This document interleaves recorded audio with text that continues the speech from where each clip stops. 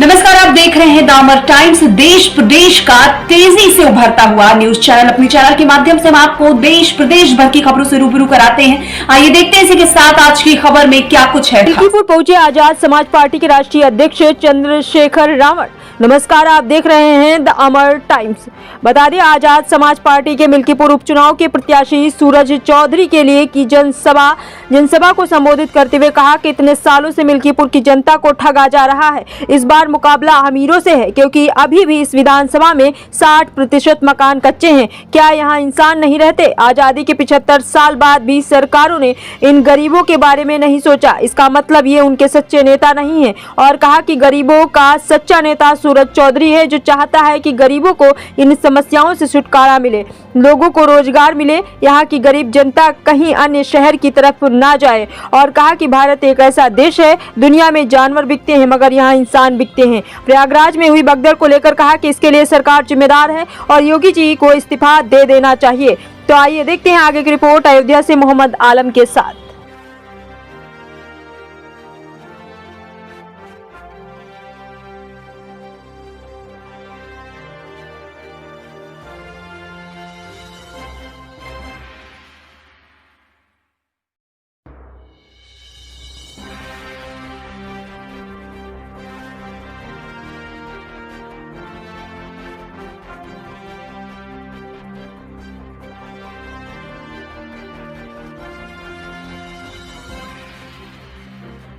मिल रहा है। सम्मानित साथियों, अभी आपके बीच में एक घटना घटी कि एक हमारे सेना के जवान को अपनी पीड़ा रखनी पड़ी। हालांकि आप ये जानते हैं कि हम सभी की समस्याओं को उठाने का काम करते हैं। ये मुझसे पटना में मिले थे। मैंने इनसे कहा था कि जब सेशन चलेगा मैं आपकी समस्या को सरकार के सामने जोर शोर से उठाऊंगा। लेकिन क्योंकि अभी सेशन शुरू नहीं हुआ, 31 तारीख से सेशन चलेगा, तो मैं पूरी कोशिश करूंगा कि इनकी समस्या को उठाया जाए। हालांकि ये हमसे बड़ी उम्मीद करते हैं, ये इसलिए हमारी रैली में पुणे चले आए कि हमें याद दिलाया जा सके कि भाई इनकी बात को उठाना है। लेकिन ये नहीं जानते कि हमें तो हर चीज याद रहती है। हमें तो हर गरीब, किसान, कमजोर, नौजवान, महिलाओं, बुजुर्गों और प्रदेश की हर समस्या में हमारा ध्यान रहता है। और रोज मीडिया के माध्यम से उन बातों को हम लोग कहते भी रहते हैं। आज जब मैं यहाँ पहुंचा हूँ तो आप और मैं जानते हैं कि उत्तर प्रदेश में किस तरह के हालात हैं। उत्तर प्रदेश में किस तरह के हालात बने हुए हैं। उत्तर प्रदेश में कल प्रयागराज में जहां महाकुंभ हो रहा है, वहां भगदड़ मच गई। भगदड़ मचने से कई लोगों की जान चली गई। बहुत सारे लोग घायल हैं। अस्पतालों में बेड नहीं है, दवाइयां नहीं है। मुख्यमंत्री जी अपनी नाकामी छिपाने के लिए मीडिया को डांट रहे हैं, पुलिस प्रशासन को डांट रहे हैं। हालांकि हमें लगता था कि भाई ये कुंभ जो है 12 साल बाद, इस बार जब नाम बदल दिया था, इलाहाबाद से प्रयागराज कर दिया था, तो अब शायद हालात बदल गई होंगी। लेकिन ये सच नहीं है। नाम बदलने से हालात नहीं बदलते, इच्छा शक्ति करके हालात बदले जा सकते हैं। सरकार की इच्छा शक्ति ही हालात बदलने की नहीं है। आज हम मिल्कीपुर में हैं। आप बताओ, इस मिल्कीपुर में 60-70% मकान कच्चे हैं या नहीं है? बताओ अपने आप हाथ उठा के मिल्कीपुर वाले। ये किसकी देन है? या किसकी सरकार है? 7 साल से कौन मुख्यमंत्री है? उनसे पहले कितने मुख्यमंत्री रहे? आप ये बताओ, जिन्होंने आजादी के 75 साल बाद भी आपके कच्चे मकान नहीं देखे, आपका भूखा पेट नहीं देखा, बेरोजगारी से आपको तड़पते नहीं देखा, रोटी के लिए मोहताज नहीं दिखा, बिना इलाज और पैसे की कमी कारण मरते नहीं देखा, उनको क्या फर्क पड़ता है कि आप जियो या मरो? यहाँ चुनाव हो रहा है, सारी पार्टियां लड़ रही हैं। वो भी लड़ रही जिनकी सरकार है और जिनके पहले एमएलए थे वो भी लड़ रहे हैं। लेकिन आप कहाँ हो इस भीड़ में? कभी कोई जीतता है, कभी कोई जीतता है। आप कब जीते? आपकी बात कब हुई? आपकी आवाज किसने उठाई? सरकार पे सारे अधिकार हैं, सरकार पे सारी शक्ति है। अगर चाहते तो 3 महीने में यहाँ के सारे मकान पक्के हो जाते, यहाँ रोजगार के साधन खड़े हो जाते, इंडस्ट्रियल एरिया लग जाता, यहाँ के लोगों को वहाँ चौक पर जाके मजदूरी नहीं करनी पड़ती, वहां जाके बिकने के लिए नहीं जाना पड़ता। लेकिन सरकार की इच्छा शक्ति नहीं है, और इच्छा शक्ति आज की बात नहीं है, इच्छा शक्ति तो सदियों से नहीं रही। अगर सदियों से इच्छा शक्ति नहीं होती तो इस देश में बाबा साहब अम्बेडकर को अपनी पार्टी नहीं बनानी थी। इस देश में तमाम पार्टी में होते, बाबा साहब अम्बेडकर ने अपनी पार्टी बनाई, और पार्टी बना के समाज को संदेश दिया कि जिनका दल होता है उनमें बल होता है, और जिनमें बल होता है उनकी समस्याओं का हल होता है। अगर आप अपनी समस्या का हल चाहते हैं तो आपको अपना दल और अपना बल बनाना पड़ेगा।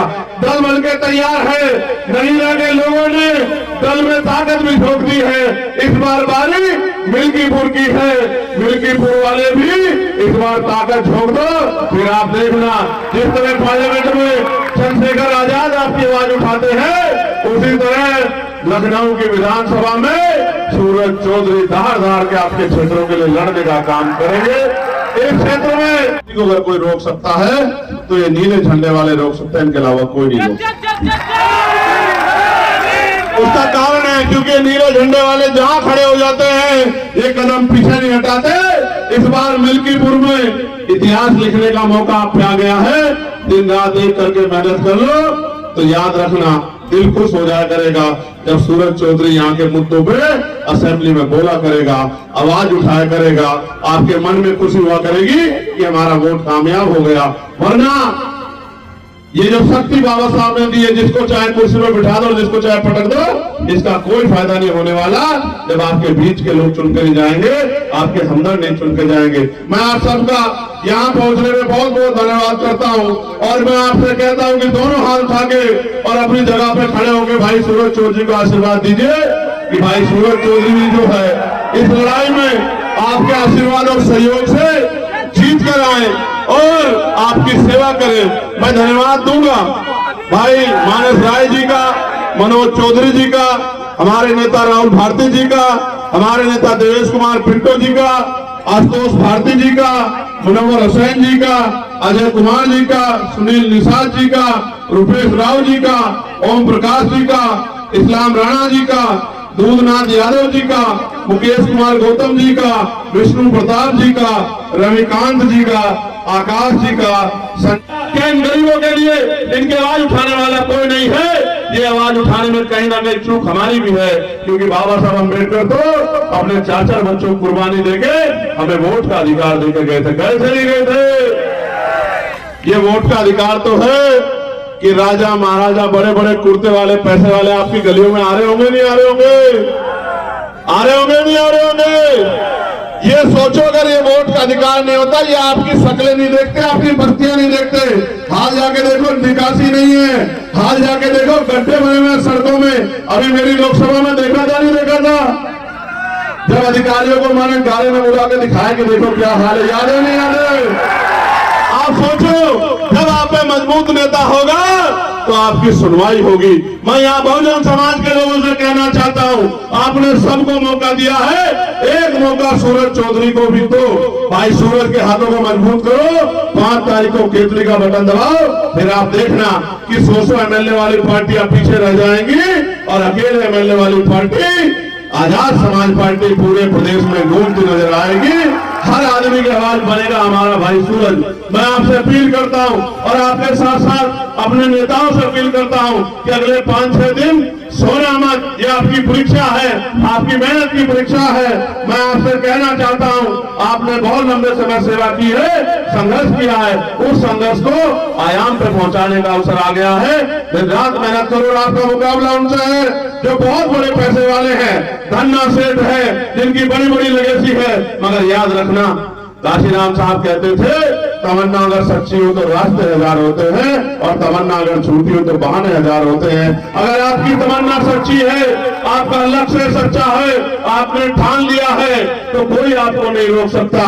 इसलिए मैं आपसे कहना चाहता हूँ कि आपको मैं आपको भी पिछली बार कह के गया था, मिल्कीपुर वालों, आज फिर कह रहा हूँ, जेब में फोन है, क्षेत्र में रिश्तेदारी है, 8 घंटे पेट को भरने के लिए 8 घंटे काम करते हो, मेहनत मजदूरी करते हो और फिर ये सोचते हो कोई आपकी लड़ाई लड़े, लेकिन अपनी इज्जत की जिंदगी के लिए, सुख सुविधाओं के लिए, अच्छी पॉलिसियों के लिए 1 घंटा रोज आप ही सूरज चौधरी बनकर काम करो। फोन उठाओ, रिश्तेदारियों में फोन करो, दोस्तों को फोन करो, घर से निकलो, अपनी बस्तियों में जाओ, लोगों से अपील करो, उनसे कहो कि बटन केतली का दबाओ और अपनी किस्मत को जगाओ, अपने अंधेरे को हटाओ और रोशनी की किरण लाओ और केतली का बटन दबाओ। अगर आपने जिम्मेदारी समझ ली और आपने जिम्मेदारी समझ के काम कर दिया तो मैं लिख के देता हूं कि भाई सूरज चौधरी बहुत अच्छे मतों से जीतेंगे, लेकिन वो तब तक जो है मजबूरी में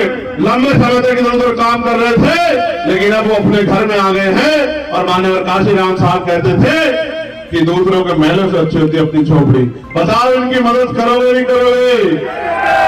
बताओ इस उत्तर प्रदेश को इस सरकार से, जिसने सरकार के गरीबों के हक छीने, उससे मुक्ति दिलाओगे नहीं दिलाओगे? क्या यहां से अपनी आवाज मजबूत कर दोगे नहीं कर दोगे?